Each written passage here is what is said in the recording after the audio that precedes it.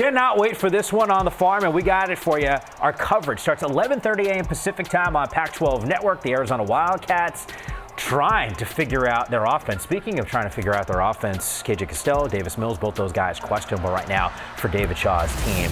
Please make sense of what we're going to see offensively from both of these squads. Well, you're going to see two teams commit to running the football. I mean, this game is going to fly by in the Pac-12 networks. And I'm fired up because we're going to be there for the drive, which will be pretty cool just to bring inside game day and what that's about. Both teams, truth teller, they need to win. They want to go bowling, Mike. I mean, this is big. So if it's Jack West, let's just play that scenario out for a minute. It's his second game. We all know that he struggled dramatically in the game against UCLA. I think he'll bounce back. You look at the first few drives, there's moments where he's playing with confidence. The problem as a young guy, when you lose your confidence in game, it's hard to grab it again because you got nothing to pull from. You haven't played a lot. All you've done is practice. So I think he'll be much better if he happens to be the guy this week.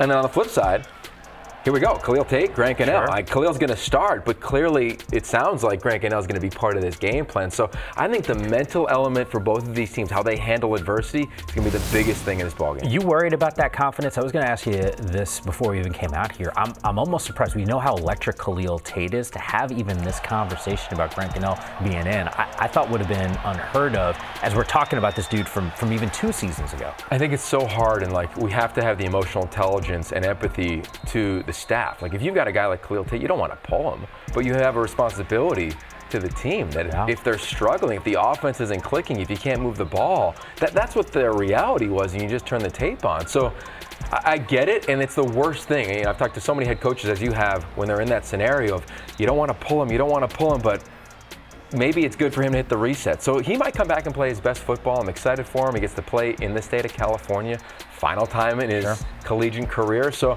we'll see.